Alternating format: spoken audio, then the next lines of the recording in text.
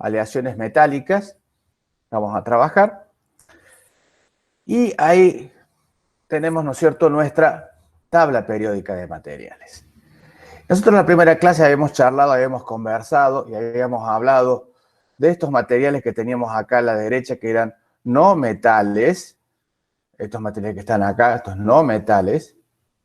Y habíamos hablado del silicio, y con la combinación, ¿no es cierto?, de lo que era el calcio como metal, conformaban, ¿no es cierto?, el silicio, el hierro y el aluminio, ¿no es cierto?, conformaban, ¿no es cierto?, lo que era la estructura del cemento en sí.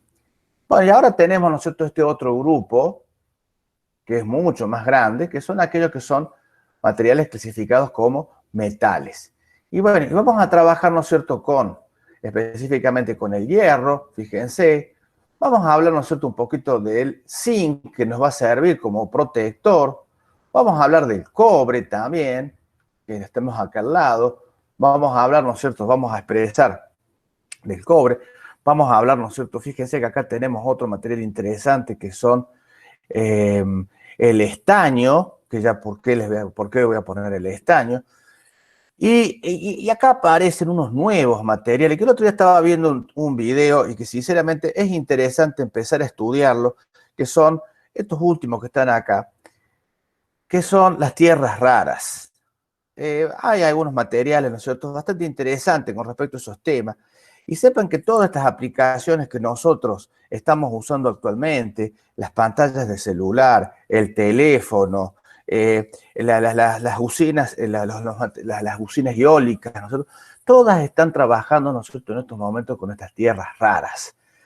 Así que es muy interesante el tema y es una cosa que viene para el futuro. Así que les dejo. Bueno, pero nosotros vamos a trabajar ahora, nosotros específicamente, en este material tan noble que es el hierro, que combinado con el carbono hace, ¿no es cierto?, hace a un nuevo material que es el acero. Bien. Vamos a definir, ¿no es cierto?, a las aleaciones metálicas como material compuesto de al menos un metal.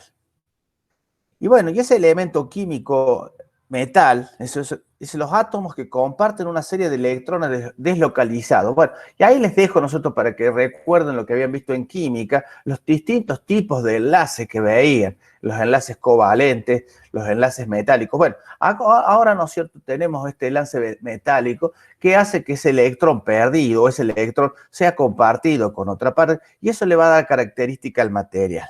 Y entonces, bueno, es un enlace fuerte llamado enlace metálico. Bien, y a partir de ahí tenemos las aleaciones férreas y las aleaciones no férreas. Bueno, vamos a hablar primero un poquito de las aleaciones no férreas para así ya después entrar a las aleaciones férreas. Bueno, las aleaciones no férreas, y bueno, ¿y por qué voy a hablar de esto? Porque es interesante, porque nosotros en la industria de la construcción, los materiales que usamos, nosotros usamos el aluminio, por ejemplo. Todo lo que es carpintería de aluminio es materializado por este producto. Bueno, pero tengan en cuenta esto. ¿Qué hace la diferencia cuando nosotros estudiamos hormigón? Y fíjense que nosotros dimos casi toda la totalidad de la materia ha sido el hormigón. Y en una clase hacemos acero. Porque la diferencia radica porque nosotros vamos a comprar la perfilería para hacer una carpintería de hierro. Y sí, analizaremos las características, veremos, pero lo vamos a comprar, no lo vamos a fabricar nosotros, como por ejemplo cuando hacemos el hormigón, y en una gran obra hacemos el hormigón, que tenemos que nosotros como ingenieros o como directores técnicos de obra, dar las características de ese material. En cambio acá en el acero vamos a comprar, y con ese acero, bueno, sí, determinaremos y haremos el cálculo de estructura y será parte de una estructura de hormigón, o haremos ese acero estructural y será parte de nuestro galpón, de nuestra estructura metálica. Pero a lo que voy es que ya nos están garantizando la calidad del material.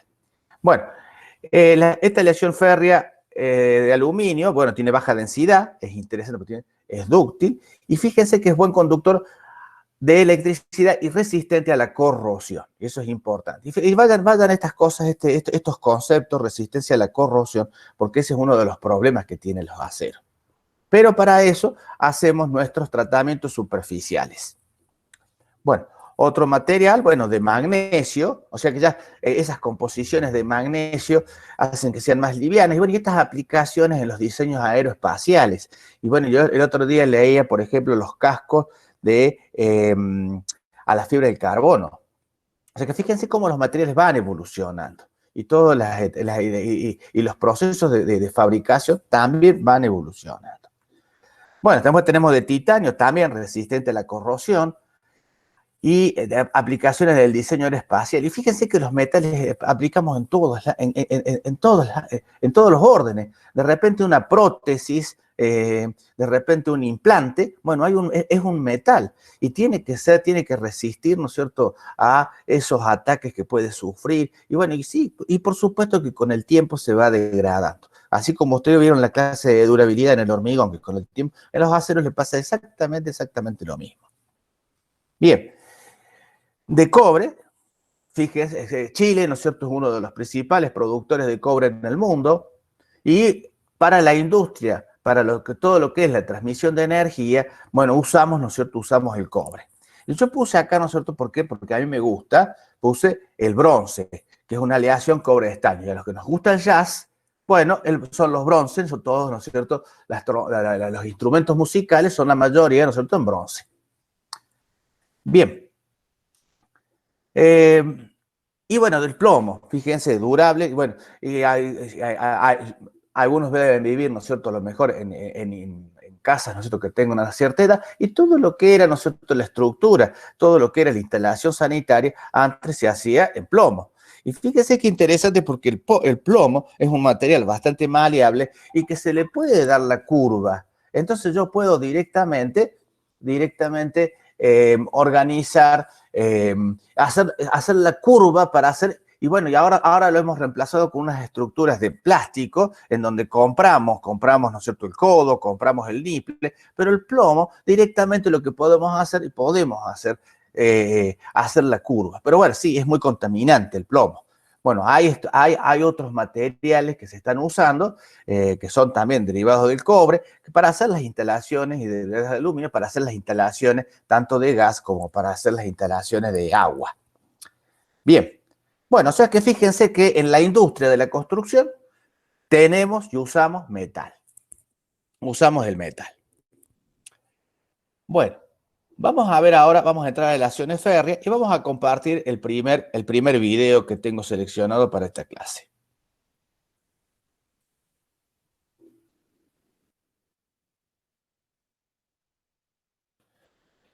Vamos acá.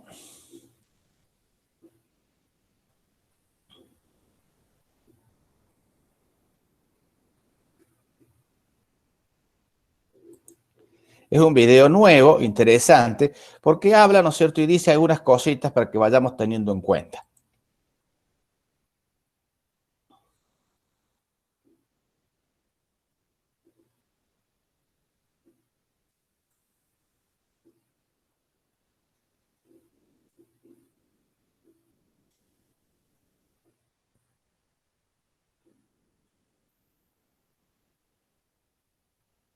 Son elementos químicos que cuentan con propiedades particulares a las que se les denomina carácter metálico. Estas propiedades son brillo, debido a la luz que refleja. La mayoría de ellos son plateados. Maleabilidad, lo que significa que en estado sólido se pueden deformar sin quebrarse y se pueden formar en láminas. Ductilidad, es decir, se pueden transformar en alambre o hilo. Son buenos conductores de calor y electricidad gracias a la configuración que tienen sus átomos. Y en una solución acuosa tienden a formar iones con carga positiva llamados cationes. Además de estas características, los metales son sólidos a temperatura ambiente a excepción del mercurio, que es líquido. Muchos de ellos tienen puntos de ebullición muy altos. Dentro de la tabla periódica, los elementos pueden clasificarse en metales, no metales y metaloides, dependiendo de si tienen o no carácter metálico. Los metales son los elementos más abundantes en la tabla periódica, representados por 88 elementos de los 118 conocidos.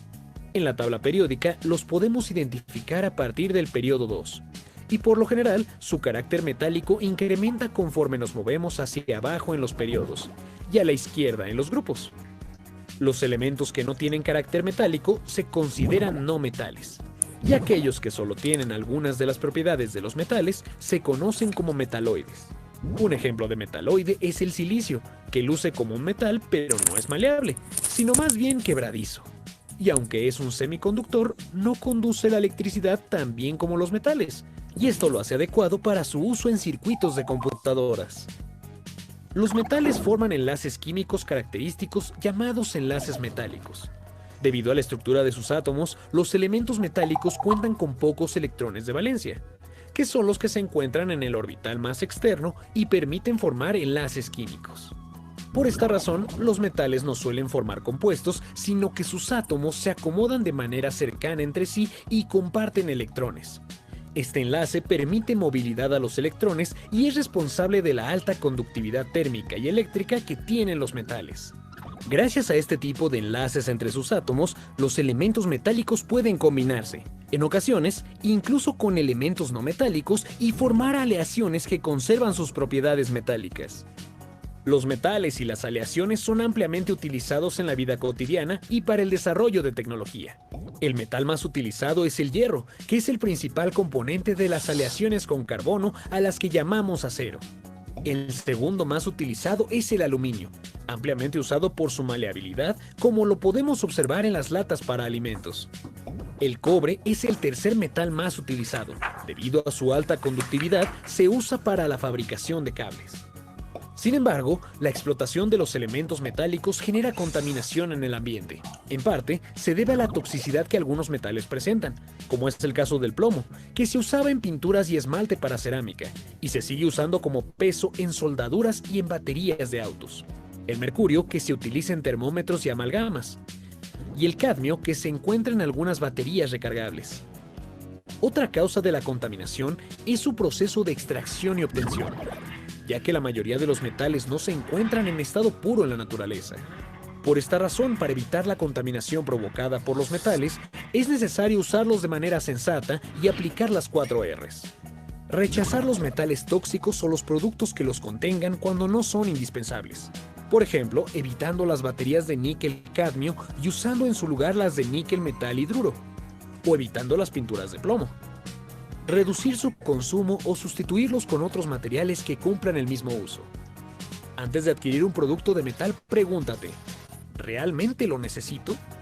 ¿Existe un producto similar que pueda usar? Reciclar los metales como las baterías y pilas que contaminan el ambiente si terminan en la basura, o incluso las latas en las que vienen empacados algunos alimentos. Y reusar reparando cosas que aún funcionen o usando la creatividad para darles un nuevo uso. Aunque es importante mencionar que no es recomendable reusar todos los metales, como es el caso de las pilas u objetos con mercurio o plomo, que pueden dañar la salud. Continúa en Pruébate y conoce más sobre la química del mundo a tu alrededor.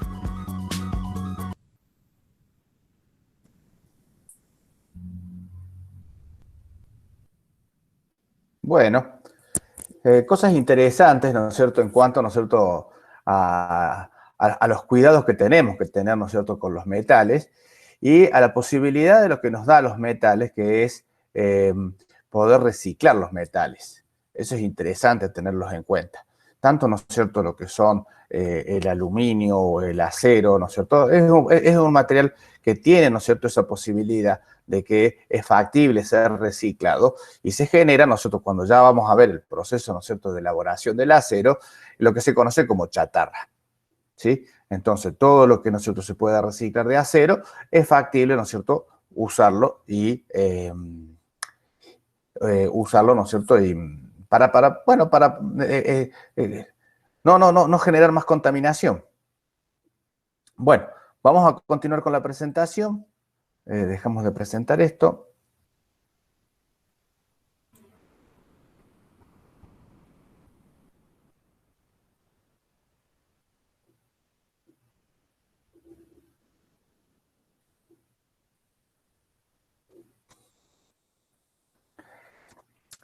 Bueno, y tenemos las aleaciones férreas, ¿sí? Bueno, las aleaciones férreas Y fíjense que voy a poner también la otra parte para ahí. Las aleaciones férreas. Bueno, fíjense, la aleación férrea es una aleación de hierro y carbono. La aleación es una aleación de hierro y carbono. Donde el carbono no supera el 2%. El peso en su composición de aleación, alcanzando normalmente valores entre 0,2 y 0,3. En cambio, las fundiciones son aleaciones de hierro y de carbono, en donde el porcentaje ya de carbono es mayor al 2%. Y esto lo torna al material más frágil. Y acuérdense, ¿no es cierto?, a lo mejor en los viejos vehículos, en los viejos, ¿no es cierto?, autos, antes, ¿no es cierto?, lo que era el chasis no, discúlpenme, la caja era de fundición. Todas las maneras eran de fundición y que, bueno, se deformó, se rompía, ¿no es cierto?, porque era bastante frágil. Ahora actualmente, ¿no es cierto?, son de aluminio, se usa mucho el aluminio. Pero bueno, hay muchas cosas que se organizan en fundición y que lo hacen al material frágil. Bueno, el acero de construcción constituye una proporción importante de los aceros producidos en las plantas siderúrgicas. Y ese acero de construcción nosotros podemos tener lo que son el acero en sí de construcción, o sea, lo que son barras, tanto, ¿no es cierto?, para la construcción en sí, lo que son alambres, ¿no es cierto?, para lo que es toda la parte de pretensión, y después tenemos todo lo que es la parte de perfiles, tubos, caños, para lo que es todo el acero estructural. Y la propiedad fundamental es la resistencia que tiene a distintas solicitaciones, tanto estáticas como dinámicas. Y bueno, y hay muchas construcciones en el mundo que están construidas directamente en acero. Y fíjense que los edificios, en una primera instancia, los grandes edificios de Estados Unidos, están todos construidos en acero. Las grandes obras, ¿no es cierto?, puentes, tenemos hay un puente, ¿no es cierto?, bastante interesante en Argentina, que es el puente colgante de Santa Fe, está todo construido en acero. Y bueno, tenemos estructuras, la Torre Eiffel en Francia está toda construida en acero. Bien, vamos a ver, ¿no es cierto?, ahora otro pequeño video. Este es un poquito más largo, pero nos explica la fabricación y lo interesante que es la metodología de fabricación. Cuando visitamos la empresa Ternium en San Nicolás, es el mismo proceso de fabricación.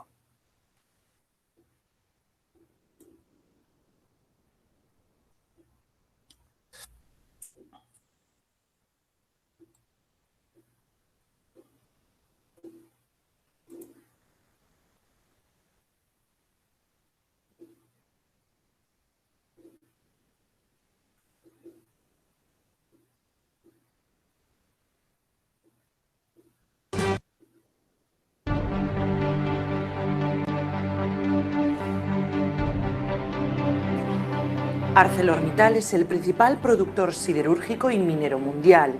Nuestro acero es un componente esencial del mundo moderno. Constituye el tejido de la vida, desde las vías de ferrocarril. No, este era el video, chicos, que quería compartir.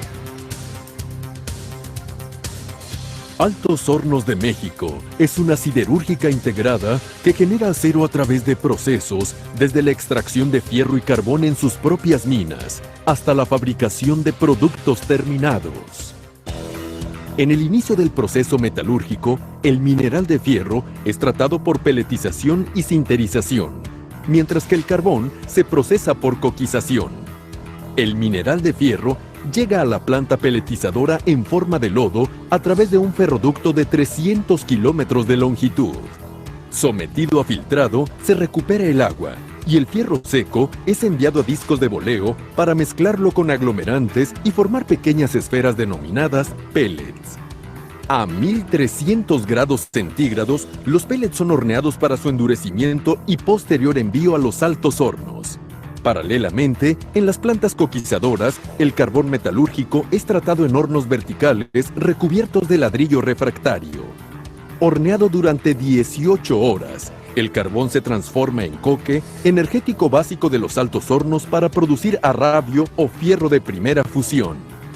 Durante la coquización, entre otros derivados, se obtiene gas coque, combustible utilizado en etapas posteriores del proceso siderúrgico.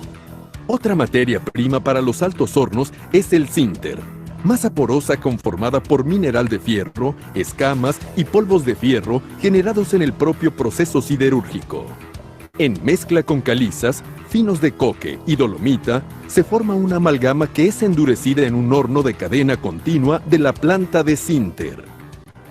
Las materias primas básicas para generar arrabio son procesadas en los altos hornos, conformados principalmente por una gran estructura cilíndrica de más de 50 metros de altura, recubierta en su interior con ladrillo refractario. En el alto horno, se reducen y convierten en arrabio los óxidos de fierro contenidos en pellets y sinter, almacenados en una casa de tolvas junto con calizas, dolomita y coque. Combinadas en cantidades precisas, esas materias primas forman capas de diferente espesor al ser depositadas en el interior de los altos hornos a través del tragante, equipo situado en la parte superior. Por la base del alto horno se introduce aire caliente a alta presión que enciende el coque y funde el mineral de fierro en un ambiente de hasta 1650 grados centígrados.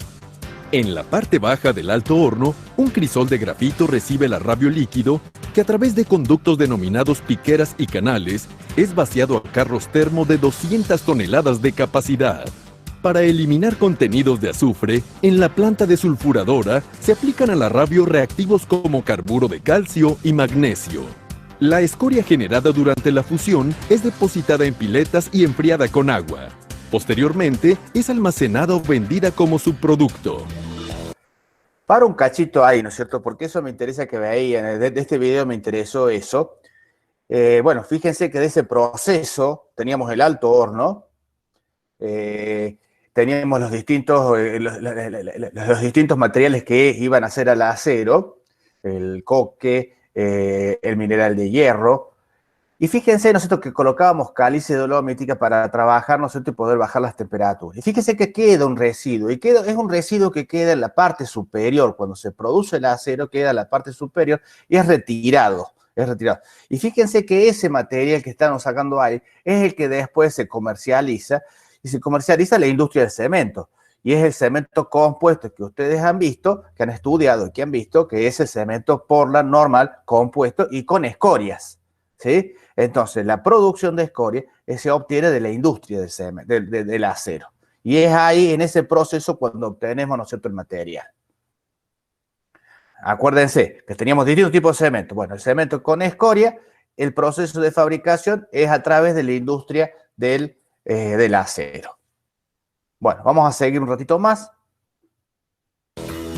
Para la conversión del arrabio en acero, AMSA utiliza la técnica de aceración con base en oxígeno denominada BOF por sus siglas en inglés. La aceración inicia con la carga de chatarra a los convertidores, hornos en forma de pera de hasta 150 toneladas de capacidad, recubiertos en su interior con ladrillo refractario. Cargada la chatarra en cantidad exacta, se vacía al convertidor a arrabio líquido a través de grandes ollas operadas por grúas viajeras. Para la refinación, se inyectan a la mezcla oxígeno, argón y nitrógeno a presión por tubos conocidos como lanzas, conectados arriba y abajo del convertidor. Tras un periodo promedio de 45 minutos, se obtiene acero líquido. Vaciado en grandes ollas, al acero se le adicionan ferroaleaciones a fin de ajustar su composición química de acuerdo al material requerido por los clientes. Para alcanzar un producto específico, el acero líquido puede ser adicionalmente procesado en la estación de tratamiento secundario, metalurgia secundaria, metalurgia de olla o recalentamiento químico. La transformación del acero líquido en planchón se efectúa con equipos denominados máquinas de colada continua. El proceso inicia con el vaciado de las ollas a una caja metálica recubierta de ladrillo refractario denominada distribuidor. Por la base del distribuidor, el acero líquido pasa a un molde oscilatorio de cobre enfriado por agua. Inmediatamente, a través de una serie de rodillos con sistema de enfriamiento, empieza a solidificarse hasta formar el planchón. Al término de la colada continua, sistemas primario y secundario de corte a base de oxigás fraccionan el planchón en las dimensiones requeridas.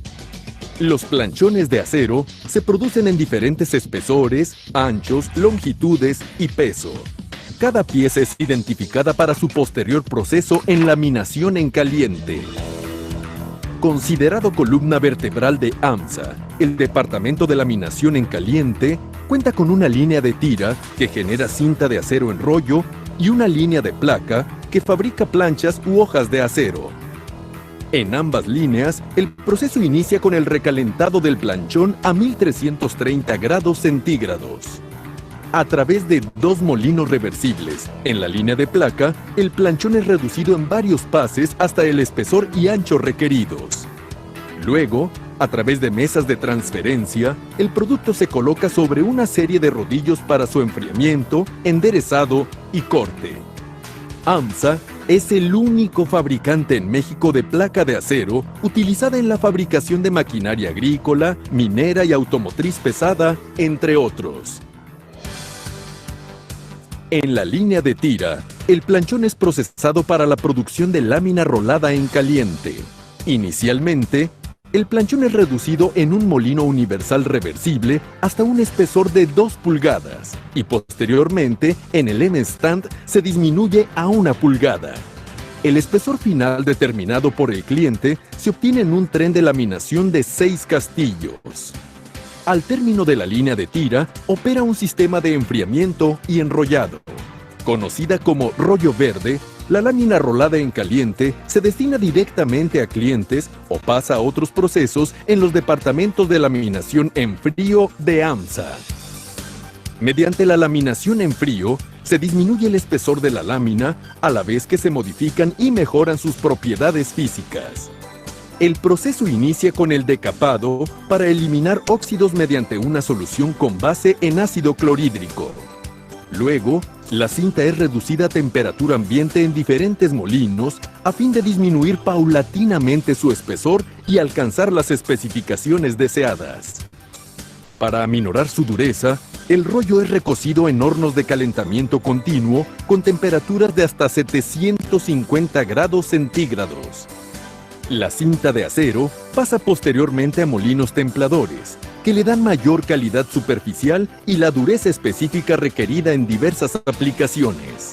AMSA cuenta adicionalmente con líneas de skin pass y tensonivelado, que dan mayor calidad superficial a la lámina en caliente y frío, respectivamente. En esas unidades se logra mayor uniformidad en el espesor, requisito indispensable de los fabricantes de la industria automotriz de línea blanca y de aceros eléctricos. AMSA produce además hojalata y lámina cromada, aceros destinados principalmente a fabricación de envases metálicos. En ambos casos, la lámina rolada en frío se somete a recubrimiento electrolítico de estaño y cromo, respectivamente. A las líneas de laminado en caliente y en frío se suma el departamento de perfiles pesados. AMSA es el principal fabricante nacional de aceros estructurales para la industria de la construcción. La producción inicia con el fraccionamiento del planchón de acero para generar secciones cuadradas denominadas tochos. Recalentados en un horno a más de 1250 grados centígrados, los tochos pasan por diferentes trenes de laminación para producir vigas, canales y ángulos de acero con perfil rectangular o estándar.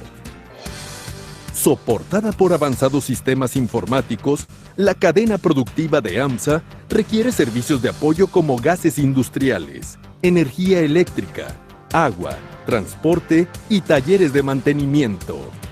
Altos Hornos de México opera plantas de fuerza propias que a partir de vapor generan energía eléctrica y aire de soplo para los altos hornos. Cuenta además con unidades para producir oxígeno, argón y nitrógeno, así como plantas de tratamiento de agua cruda, industrial y sanitaria. Desde las minas de fierro y carbón hasta la entrega del acero al cliente, la cadena productiva de Altos Hornos de México está respaldada por normas nacionales e internacionales. aplicado por técnicos, empleados y obreros altamente capacitados y experimentados, el sistema de administración AMSA integra estricta normatividad en calidad, salud, seguridad y medio ambiente. AMSA, calidad con voluntad. Bien, fíjense cosas interesantes que hemos visto en ese video. Primero todo lo que es el proceso industrial, ¿sí? Desde la obtención de la materia prima, la transformación de la materia prima, el proceso productivo como ha sido, y todo, ¿no es cierto?, todas las características, ¿no es cierto?, que hacen a la industria. Y después termina, ¿no es cierto?, la última parte, que por eso la dejé, porque hace a todas las cosas que son necesarias en la industria. Agua, energía, y fíjense que una cosa muy importante que hace referencia, el personal que tiene la planta, el personal que tiene la empresa. Bueno, y ustedes, ¿no es cierto?, van a ser futuros ingenieros civiles y van a ser parte de esos equipos de trabajo. Entonces, no solamente tienen que conocer la tecnología, sino también tienen que conocer lo que es el sistema productivo. Bueno, vamos a continuar la clase. Vamos a entrar, ¿no es cierto?, vamos a dejar de presentar, vamos a volver, ¿no es cierto?, a nuestra proyección. Bueno, si hay alguna duda, por favor, a través del chat, no tengo ningún problema, vamos parando, vamos conversando y les voy contando algunas anécdotas, algunas cosas lindas. Bueno, yo particularmente tengo una industria, tengo una pequeña fábrica de material prefabricado y uso la chapa, ¿no es cierto?, como elemento para hacer el molde que yo voy a hacer después el hormigón prefabricado. Entonces, tengo que ver el espesor de la chapa, qué tipo de chapa voy a usar, chapa negra, chapa, ¿no es cierto?, ya decapada que venga, ¿no es cierto? Bueno, y todo eso, ¿no es cierto?, hacia la industria. Y todas esas cosas hay que ir estudiándolas. El plegado que le voy a hacer, la chapa se comercializa, ¿no es cierto? Ustedes vieron que había rollos, ¿no es cierto? Bueno, a lo mejor para la industria, a lo mejor para la industria automotriz, sí, comercializamos un rollo, porque directamente entra al tren, ese rollo entra al tren y una estampadora, por ejemplo, en una industria automotriz, me hace la puerta, una estampadora, y el recorte que queda, bueno, eso es chatarra y eso es lo que nuevamente se va a comercializar y era lo que entraba, ¿no es cierto?, en el horno. Entonces, todas esas cosas, ¿no es cierto? Bueno, está bien, uno se dedica a la construcción y a qué se dedica, bueno, va a ir aprendiendo, va a ir consultando, va a ir viendo. Entonces, y fíjense, ¿no es cierto?, que ahí hablaba, ¿no es cierto?, y fíjense que ya en el video decía, hablaba de temple, hablaba de revenido, hablaba, ¿no es cierto?, de tratamientos superficiales, de estañado. Bueno, y lo vamos a ver. ¿Por qué? Porque cuando ustedes compran, por ejemplo, una lata de tomate, fíjense que esa lata tiene un proceso de protección superficial que hace que el producto se conserve adentro de una lata. Que ustedes me dijeron, bueno, pero si la lata, ¿no es cierto?, se podría oxidar. Bueno, tiene ese tratamiento superficial que hace que el producto se conserve. Bien. Vamos a volver a la presentación. Estábamos acá, compartir. Bueno, rápido, esto lo vamos a pasar rápido, porque es lo que más o menos hemos visto.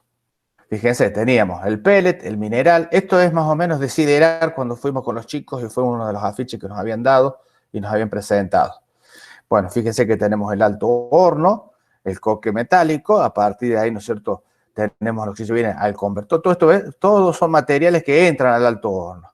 El arrabio líquido, fíjense que tenemos la chatarra, tenemos, ¿no es cierto?, los fundentes, los distintos fundentes, y tenemos acá el convertidor, y tenemos el horno de cuchara, y a partir de ahí sale lo que sería la colada continua, que es lo que mostraba el video. Bueno, algunas fotos, bueno, ahí tenemos, ¿no es cierto?, una primera imagen, la entrada de siderar en San Nicolás, que vamos a ver si tenemos posibilidades en algún año de organizar nuevamente la visita, que es bastante interesante. Tenemos, ¿no es cierto?, bueno, fíjense, ahí tenemos los acopios de materia prima que vamos a usar. El hierro acá en Argentina se trae de Brasil, es importado. Bueno, la planta esta está sobre el río Paraná, o sea que lo traen en barco ya directamente y tienen 2 puertos. Siderar tiene 2 puertos, ¿no es cierto?, junto al río. Y lo que es todo lo que es el coque o el carbono, lo traen de Australia. Bueno, y sí, algo produce Argentina al sur, en la planta de Río Turbio, pero no tiene la calidad que tiene el coque australiano. Bueno, y ahí nosotros tenemos lo que ustedes ven ahí en la coquera, que le llaman, ¿no es cierto? Sí, bueno, fue una visita muy interesante porque nos llevaron todos arriba de un colectivo y el colectivo accedió a todos estos lugares. Y ahí creo que acá hay un video en donde veíamos la coquera.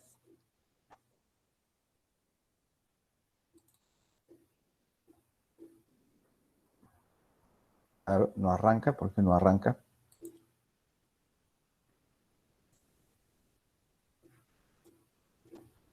Bueno, no sé por qué no arranca el video, no sé si no se ha compaginado. Lo había puesto con un clic y no arranca. Bueno, pero eso ya lo hemos visto en el video, lo que es la coquera. Y bueno, y a su vez, una vez producido el coque, acá hay una especie de tren, y bueno, y va, ¿no es cierto? Y es enfriado bruscamente, de repente se hace toda una nube de vapor. Que, bueno, y son esas cosas que, bueno, que tiene la producción del acero, bueno, con ese grado de contaminación, que bueno, que sí, que tratan de contrarrestarlo. Bueno, bueno, allá lo que se ve en el fondo es el alto horno, o sea, es el proceso, el alto horno que veíamos, o sea que acá entra el coque, entra el mineral de hierro, entran los distintos fundentes y sale lo que sería el arrabio y sale lo que sería, bueno, esas escorias que veíamos nosotros en el video. Bueno, ahí tenemos la cuchara, ahí tenemos ahí una de las fotos de las cucharas nosotros para traer el arrabio. Y bueno, y ahí tenemos nosotros una vez ya el proceso de colada continua. O sea, estábamos ahí. Y fíjense el color que tiene el acero, porque eso es importante. Así, anoche veía un video, nosotros en los procesos de producción, los procesos de templado, los procesos de decapado, de revenido, perdón.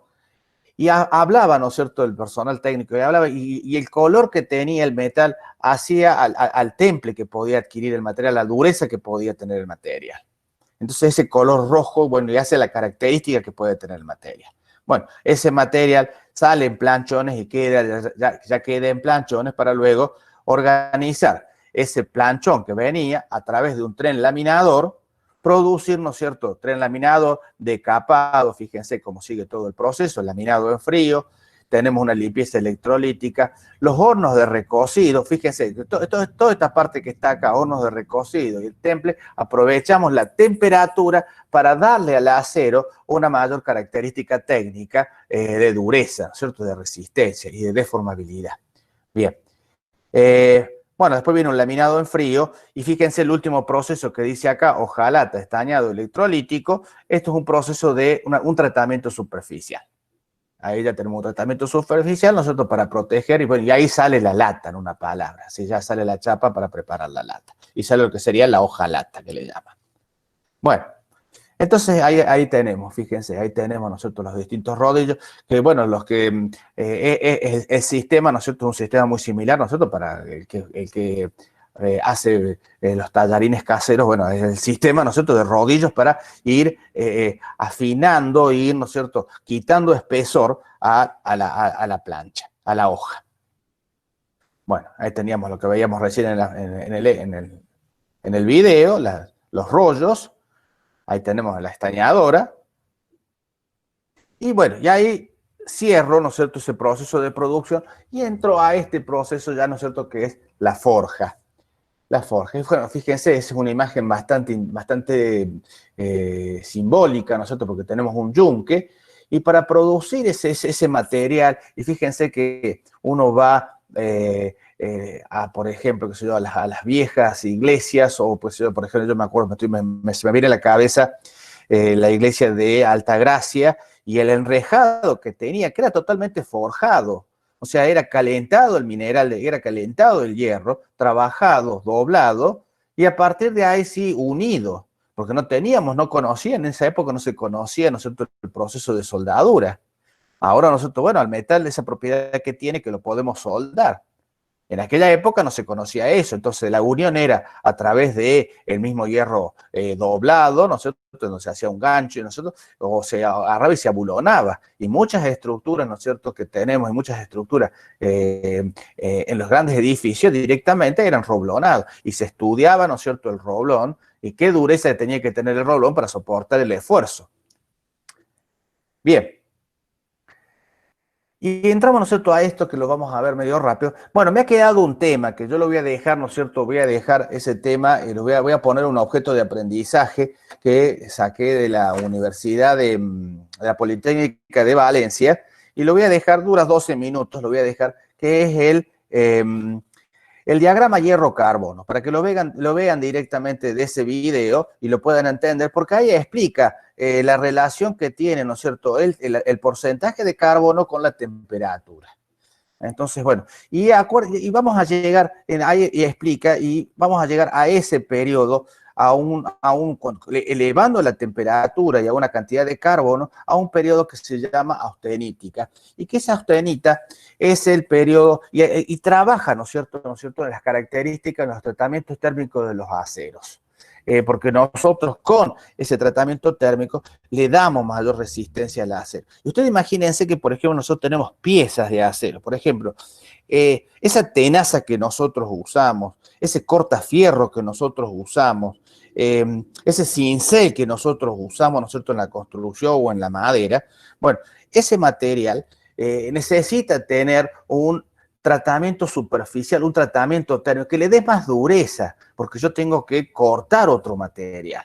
Entonces, a partir de ahí vienen los procesos, ¿no es cierto?, que son nuestros tratamientos térmicos de acero. Bueno, y dice, los tratamientos mecánicos de un material dependen tanto de su composición química. Entonces, al cambiar la temperatura, lo que hacemos es transformar ese grano y lo hacemos más homogéneo, lo hacemos más compacto. Eso es lo que hacemos con el proceso de los tratamientos térmicos. Esos tratamientos térmicos modifican esa estructura cristalina y sin alterar la composición química que tiene, dando a los materiales características mecánicas concretas mediante un proceso de calentamiento. Fíjense, calentamiento y enfriamiento. Entonces, cuando nosotros hacemos el templado, cuando hacemos el tratamiento de templado, bueno, ese enfriamiento lo podemos hacer. Y bueno, y según las características de templado que nosotros querramos, bueno, lo hacemos en base de agua con sal, que es el tratamiento en donde es el enfriamiento que se puede decir brusco al material. Lo que nosotros hacemos, tomamos la pieza metálica que queremos templar y la colocamos en un horno y elevamos la temperatura, ¿sí? Y llegamos, ¿no es cierto?, a eso, lo que decíamos recién, llegamos a ese periodo de austenítica. Y a partir de ahí lo enfriamos al material. Y lo enfriamos bruscamente. Y bueno, y puede ser enfriado con agua con sal, o con agua, o con aceite. Entonces, ese enfriamiento, hace, ¿no es cierto?, a las propiedades físicas que va a tener el material. Calentamientos y enfriamientos. Bueno, y sucesivos por eso, porque se hace un proceso de templado, se vuelve a hacer ese proceso de templado varias veces, hasta que después se hace nosotros lo que se conoce como, yo lo tengo acá, como el revenido, que ya se deja enfriar al aire. Se deja enfriar al aire y bueno, da las distintas técnicas, nosotros que se le echa tierra arriba para que no se enfríe tan bruscamente, bueno, y así. Y ese es el proceso por el cual nosotros adquirimos mayor dureza en los materiales. Y es ese material que lo vamos a usar luego para una herramienta o para a lo mejor una mecha, así, a lo mejor que se lo han trabajado, ¿no es cierto? De repente ustedes necesitan cortar, necesitan hacer un agujero en una madera o en un mismo acero, y bueno, van y compran una mecha. Entonces, esa mecha, sepan que está hecha de acero y un acero templado. Bueno, y por supuesto que a los aceros también le podemos incorporar otros materiales, otros minerales, y podemos conseguir los aceros inoxidables, los aceros, bueno, y todas esas cosas hacen, ¿no es cierto?, a la industria del acero. Bueno, fíjense, habíamos dicho, el recocido consiste en calentar el metal hasta las temperaturas críticas para luego enfriarlos lentamente. Y esto elimina tensiones internas y regenera la estructura del material, mejora la ductibilidad que tiene el material. Y fíjense que la temperatura de calentamiento en este caso está entre 900 y 700 grados centígrados. Y el enfriamiento en este caso es lento. Bueno, en cambio, ¿no es cierto? Lo que es temple y revenido, bueno, hace más tenaz y resistente y menos quebradizo al acero, aunque pierde sí algo de dureza. Bueno, después que se endureció el acero es quebradizo y frágil, o sea que ahí se cae y se rompe, ¿eh? Y no va a tener esa propiedad de elasticidad que ya vamos a ver nosotros cuando veamos los ensayos de tracción en el material antes de hacer estos tratamientos superficiales. Pero es más resistente y más duro. Pero por eso hay que tener cuidado con las herramientas. Bien. Bueno, el proceso consiste en limpiar la pieza con un abrasivo. Fíjense, cuando hacíamos el proceso de producción, había un sector en la línea que limpiaba el material. Calentábamos el material para provocar diferencias de temperaturas notorias entre el interior y la superficie de la pieza hasta que la temperatura, para después enfriarla a la intemperie en el mismo momento en que se utilizó para endurecerla. Bueno, entonces, esos son los tratamientos que le vamos a dar al acero para que tengan esas propiedades que hacen que tengan mayor resistencia y tengan mayor durabilidad. Mayor resistencia, más que. Bueno, revenido, ¿no es cierto? Bueno, es similar, ¿no es cierto? Bueno, cualquier cosa después ahí lo tienen, lo pueden seguir. Bueno, fíjense, mejorar los efectos del temple, llenando al acero un punto de mínima fragilidad, reducir la resistencia a la rotura por tracción, el límite elástico y la dureza. Bueno, ahí tenemos un grafiquito. Fíjense cómo influye la temperatura, la dureza. Este es un ensayo, la dureza Roswell, ya vamos a ver, es un ensayo que se le hace, ¿no es cierto?, a los aceros a través de un golpe. Así como hicimos el ensayo del esclerómetro, bueno, también se le hace a los aceros. Y fíjense que a medida que yo voy bajando, voy subiendo la temperatura y el porcentaje de acero es la dureza que tiene el material. Bueno, el ensayo de tracción, bueno, para caracterizar a los aceros usamos ensayos, así como hicimos nosotros el ensayo de compresión en el hormigón y determinábamos la resistencia del hormigón y decíamos, este hormigón con estas características, con esta dosificación, con esta relación agua-cemento, con esta cantidad de agregados, con esta cantidad de agua, teníamos un hormigón de aproximadamente, decíamos, y fíjense lo interesante, porque nosotros vamos a determinar la resistencia que puede tener el hormigón H30, H35, H20. Bueno, generalmente nosotros los aceros que nosotros usamos tienen un periodo, y fíjense acá en la curva que yo tengo acá, que bueno, que lo van a ver, fíjense que tengo un primer, y esto lo deben haber visto en física, ya algo han visto en física, la propiedad de los materiales y la ley de Hooke, en donde yo tengo este periodo, que es un periodo elástico, ¿sí? Un periodo elástico. Tengo acá un periodo en donde tengo un periodo de fluencia, empieza a deformarse el acero hasta llegar a su punto máximo de tensión y después empieza lo que se conoce como la estricción del acero y llega a la rotura. Y fíjense que estamos haciendo un esfuerzo, ¿no es cierto? Tenemos un P, que sería la carga de la muestra, dividido en la sección transversal de la probeta que tenemos como muestra. Y ahí tenemos una tensión. Y fíjense que tenemos acá un alargamiento, acá en el eje de abscisas.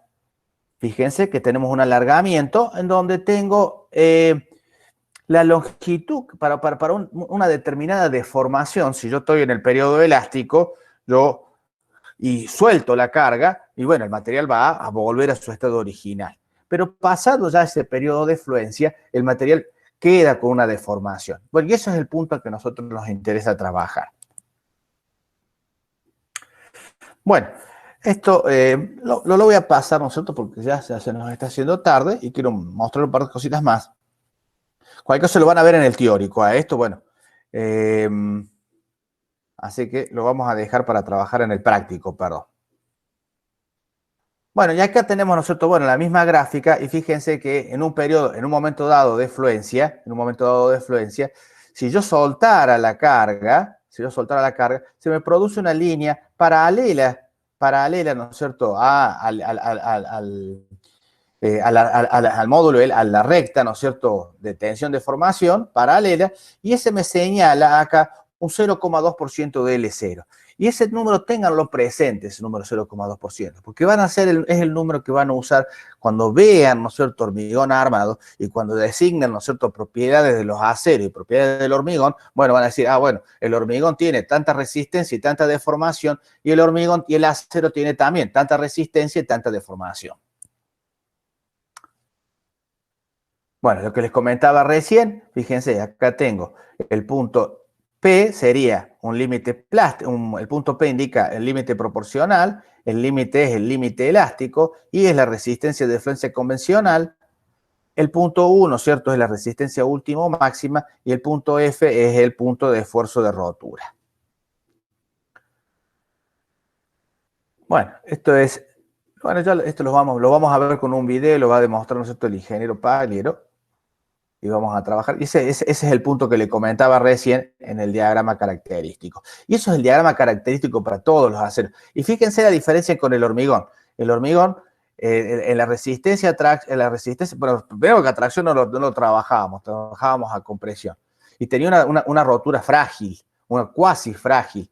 En cambio, el acero tiene ese proceso de deformación que nos permite determinar este periodo elástico. Bueno, otra característica que tienen los metales, bueno, ahí fíjense, ahí hay una rotura de probeta, una rotura de copa, como veíamos recién, que hace a la fragilidad, que hace, ¿no es cierto?, a la tenacidad que puede tener el material. Bueno, otra característica de los materiales, de los metales, es el módulo de elasticidad, y eso también lo hemos visto, todos los materiales, ¿no es cierto?, tienen esta característica del módulo de elasticidad, tanto los aceros como el hormigón, como todo tipo de material, que es una propiedad. Y el módulo de elasticidad es una constante elástica propia de cada material que relaciona a eso, la parte lineal de la curva, tensión, deformación. Y fíjense que cuando nosotros hacemos el ensayo, la ley de Hooke era esto, sigma igual a E por la deformación. Y esa es la ley de Hooke que nosotros veíamos, que era la tangente cuando veíamos acá en este punto, me vuelvo un cachito, la tangente a este punto me daba, ¿no es cierto?, ese módulo elástico que tienen los distintos materiales.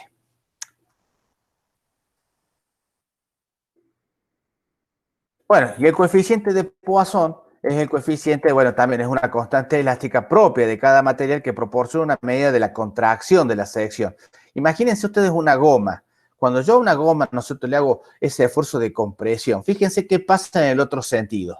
En el otro sentido genera un esfuerzo de tracción. Y fíjense, nosotros cuando hacíamos la rotura de probeta, nosotros compresión diametral, teníamos este efecto de Poisson.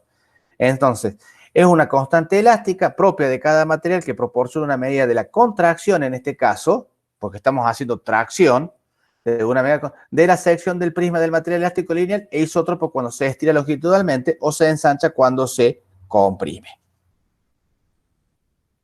Bien, estos son los distintos ensayos que le hacemos también al material, dureza, que esto es más o menos similar a lo que hacíamos nosotros cuando hacíamos ese golpe contra el hormigón y hacíamos el esclerómetro. Esto directamente, ¿no es cierto?, directamente se hace también con una especie de martillo y es una esfera y que a medida que esa marca que queda sobre la chapa es mayor es porque el material es menos resistente, ¿no es cierto?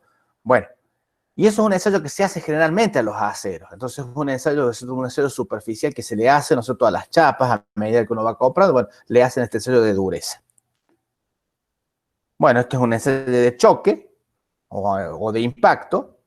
Está la probeta y se le hace un golpe, se le hace una entalladura a la probeta y se le da un golpe. Y la probeta, ¿no es cierto?, según como sea, ¿no es cierto?, esa rotura y según, ¿no es cierto?, acá tenemos el indicador, nos proporciona también ese dato que es la energía absorbida al impacto del choque. Y la fatiga, ¿no es cierto?, es un ensayo que se le hace al acero. Y fíjense que nosotros hablamos de fatiga. Si yo a un alambre lo empiezo a doblar, volver, doblar, volver, doblar, volver, genero nosotros esa rotura. Y esa rotura es la rotura por fatiga. Bueno, entonces, para ir terminando, las propiedades. Dureza, resistencia a la penetración sobre la superficie de un material efectuada por otro material. La resistencia a la tracción, que es la carga máxima por unidad de área que puede soportar el material al ser estirado. La ductilidad que tienen los metales, la capacidad para deformarse sin romperse cuando está sometido a esfuerzo, por ejemplo, el estiramiento de un alambre. La maleabilidad, que es la capacidad para soportar deformación sin rotura, sometido a esta compresión, caso forja, caso laminada. La fragilidad, que sería lo opuesto a la ductilidad que tiene el material. Y otro grupo de propiedades serían la tenacidad, que es la capacidad, es la energía absorbida por el material durante el proceso de deformación o ruptura. Por ejemplo, el vidrio y el hierro son poco tenaces esos materiales. No llegan a deformarse esos materiales. Elasticidad, la capacidad de un material que ha sido deformado para regresar a su estado y tamaño original. Y la plasticidad, la capacidad que tiene el material de tomar nueva forma y quedarse en ellas. Esas son las distintas propiedades que tienen los aceros. Bueno, ¿y cómo se designan los aceros? Bueno, es interesante este tema porque ustedes van a comercializar y van a comprar acero y a partir de ahí van a determinar el grado de carbono que van a necesitar para hacer sus distintas herramientas. Por ejemplo, según el grado de carbono y según la designación de acero, yo tengo el acero para hacer los tornillos, para hacer las tuercas, para hacer los pernos que a lo mejor podamos necesitar en la construcción. Bueno, todo eso nosotros va a depender del tipo de acero. Y bueno, fíjense que la clasificación, según SAE, que es la Sociedad de Automobile Engineering, y que está reglamentado también por la norma IRAN 500-600, toma 4 números, 10, 25, por ejemplo, este. El 10, el primer número hace a un acero al carbono, ya identifica que es un acero al carbono. El segundo número dice 0, que no tiene ningún elemento aliante en este caso, y el 25 es el contenido máximo de carbono que tiene el acero. Fíjense, tenemos, por ejemplo, otros materiales, así por ejemplo este SAE 2350 es un acero que tiene níquel, es un acero que tiene molibdeno y que tiene un 50% de un 0,5, si no me equivoco, sí, un 0,5 de carbono.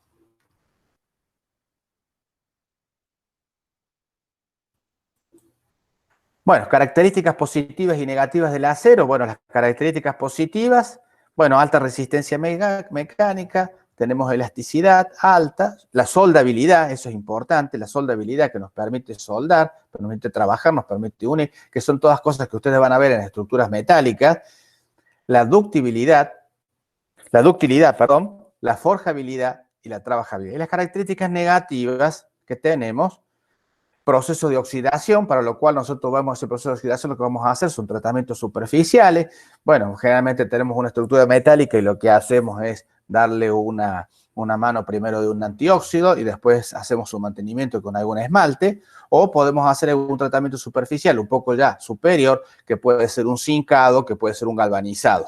Un galvanizado, y a su vez el galvanizado puede ser un galvanizado en frío o un galvanizado en caliente. Entonces eso ya le da al material, al metal, una propiedad de durabilidad para evitar este proceso de oxidación. Y por supuesto, bueno, tiene esta característica que es transmisor de calor y electricidad. O sea que hay que tener cuidado en esas instalaciones eléctricas, en organizar en todas esas instalaciones, en todas esas estructuras metálicas, de organizar sus buenas puestas a tierra, sus buenos, ¿no es cierto?, para evitar, ¿no es cierto?, ese problemas de electricidad que puede tener la estructura. A los galpones mismos, ¿no es cierto?, se le hacen, ¿no es cierto?, todas sus protecciones catódicas para evitar, ¿no es cierto?, todos esos problemas de conductividad térmica. Bueno, y hay algunas imágenes pero me gustaría antes, para terminar, son 10:09, ya hacemos un recreo, me gustaría mostrarles un poquito del proceso de lo que es la producción antes de entrar a estas imágenes, de lo que es, ¿no es cierto?, la producción de hierro de construcción. Lo voy a ir pasando rápido, así, porque, bueno, habla mucho, así que vamos a ir. Y ya con esto ya terminamos lo que sería el teórico para dar comienzo al práctico.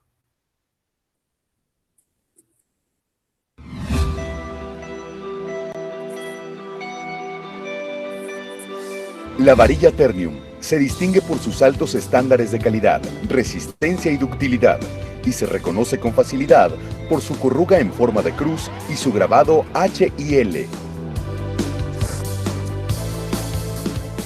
La calidad de la varilla Ternium se asegura a lo largo de todo su proceso productivo, que se realiza en las plantas de Puebla y Apodaca. Personal, equipos y materiales idóneos que se conjugan para garantizar la elaboración de productos competitivos para los mercados industriales, tanto en el ámbito nacional como en el internacional. El proceso de producción de varillas se inicia en la acería.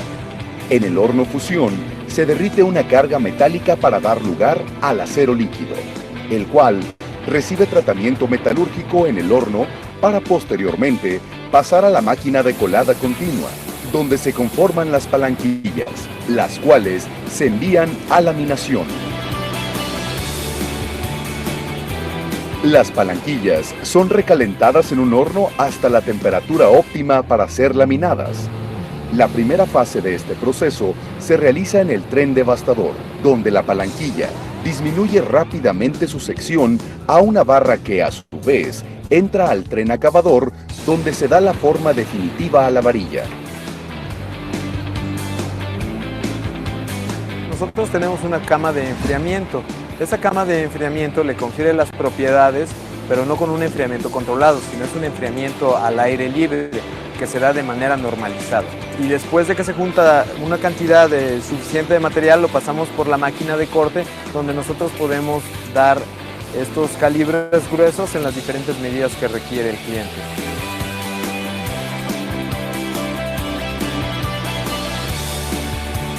El proceso de producción en Puebla difiere un poco del proceso de producción en Apodaca, porque en Puebla nosotros obtenemos varilla en rollo para calibres delgados y podemos también obtener varilla gruesa en una cama que tenemos de enfriamiento especial. Una vez que el acero pasa por el proceso de enfriamiento Stellmore, donde le conferimos las propiedades mecánicas a nuestro material, vamos hacia la formación del rollo, donde lo pasamos por una compactadora, lo pasamos por una báscula y después dejamos el producto reposando para que baje la temperatura, y cuando ha pasado cierto tiempo lo metemos a unas máquinas enderezadoras.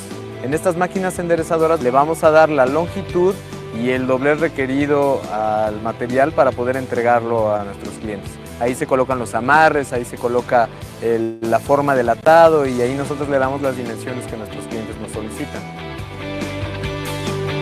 El proceso es distinto para la varilla de diámetros grandes. Al salir del molino, dicha varilla sigue en la línea y pasa a una cama de enfriamiento, donde se produce de forma recta para diámetros desde 1 pulgada hasta 1,5 pulgadas.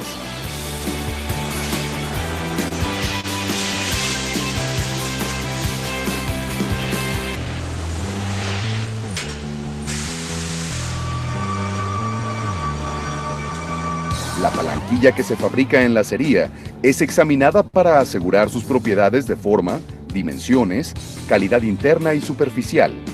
Además, se realiza un análisis químico en espectrómetros de emisión en el que se determinan los niveles de carbono, manganeso, silicio, fósforo, azufre, cobre, entre otros. Este análisis se realiza desde el acero líquido hasta la colada continua, tomando muestras a lo largo del proceso desde el horno de fusión. Las normas que nosotros manejamos en Ternium para la varilla convencional que manejamos en México son la NMX C407 y la STM A615. Muestras de varillas son sometidas a tensión en paulatino aumento.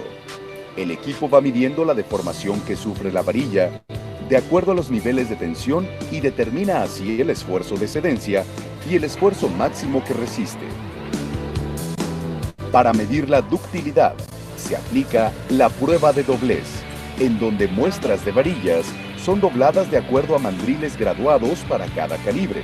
La varilla se dobla en U y de esta manera se determina su capacidad para ser sometida a deformaciones sin romperse.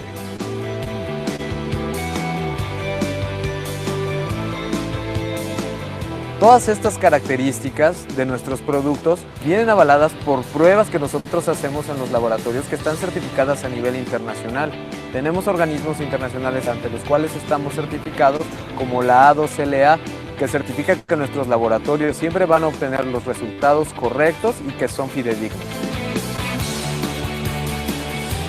Una recomendación muy importante, no disponer el producto directamente en piso, no sobre polines de madera, polines de PTR. Buscar no tener el producto desordenado para que no se enmarañen los atados de varilla y que el manejo sea a través de los mismos elementos con los que nosotros manejamos el producto aquí, ganchos, cadenas, balancines, ya sea manejados con montacargas o con grúa.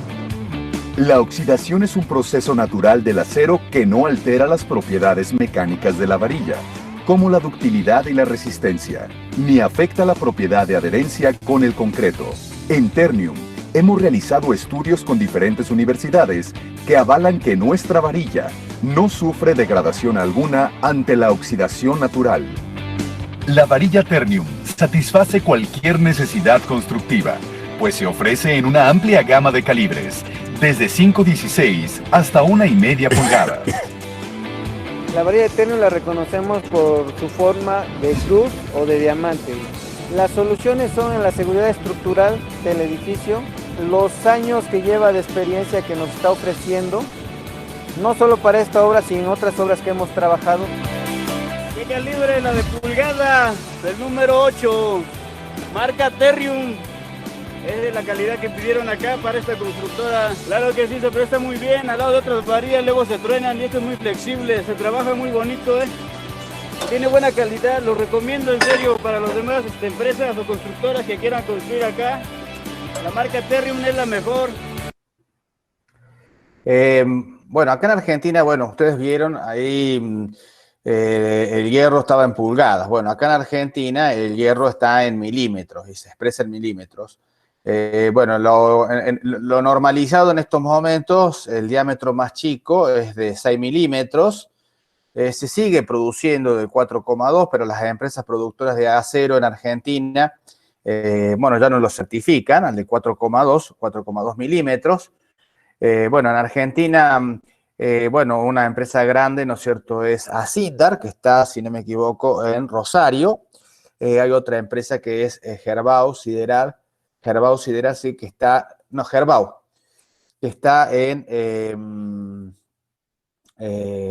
San Luis, y hay otra empresa, ¿no es cierto?, Acerbraj, que está en Bragado, provincia de Buenos Aires. Bueno, y esos son los distribuidores, los proveedores de aceros acá en Argentina.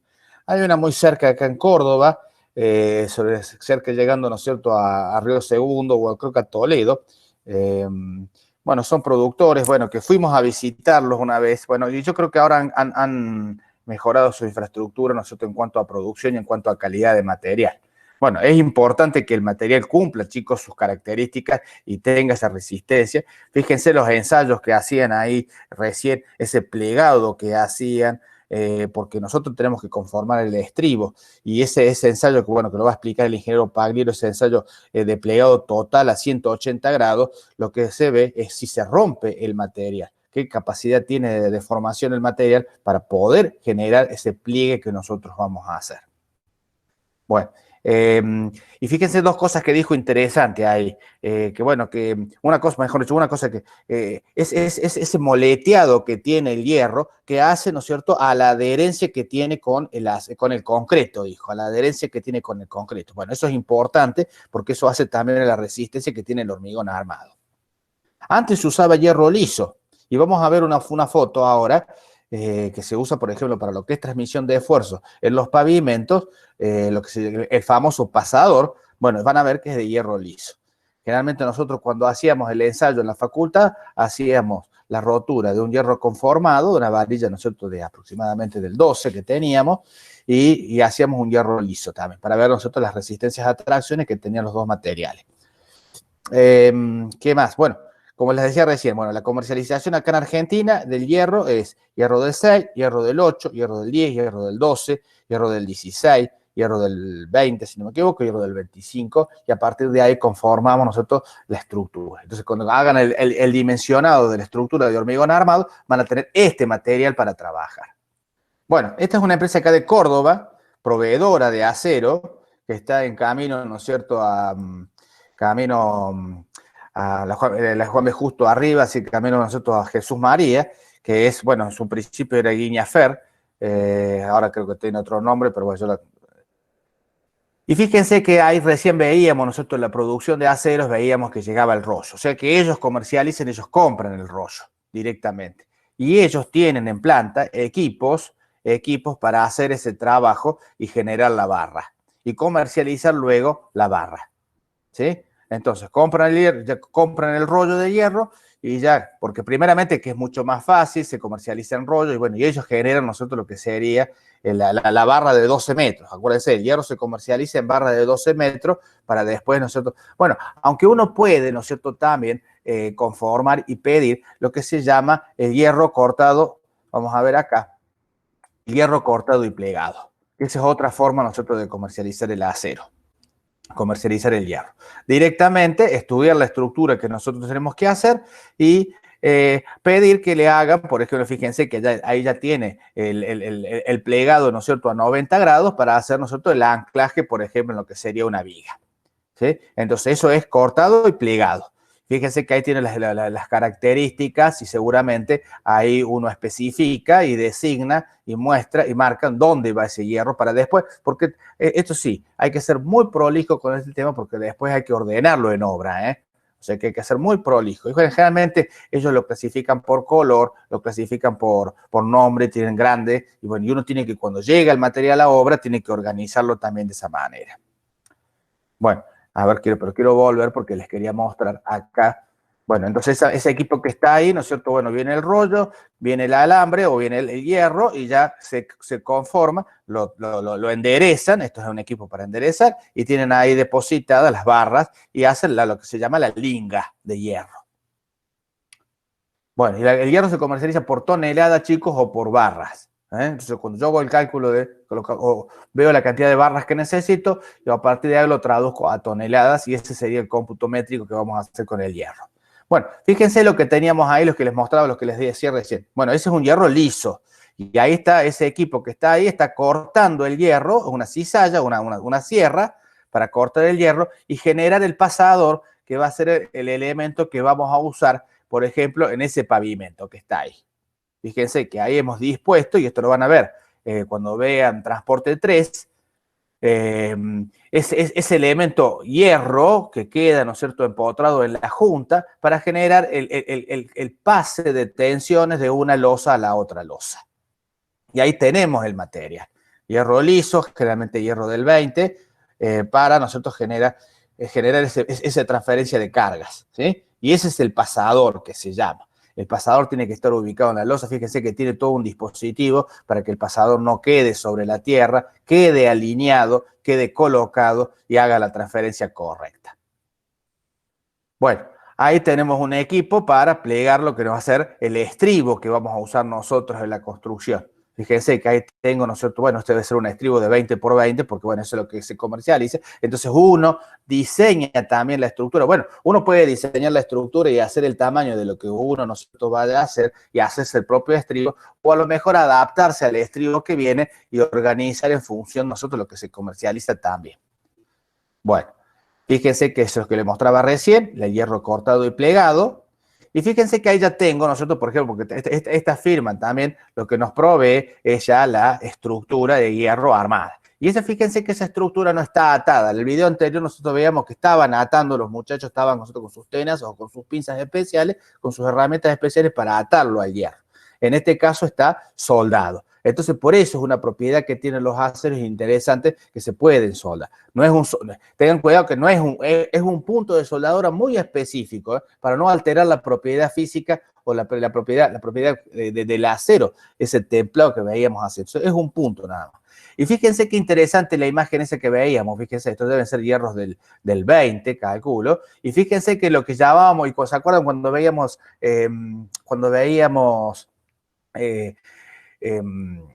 la dosificación y decíamos, bueno, a ver la distancia? ¿Por qué? Porque si yo no considero el tamaño del agregado, bueno, esto va a funcionar como un colador. Y eso hay que tenerlo en cuenta.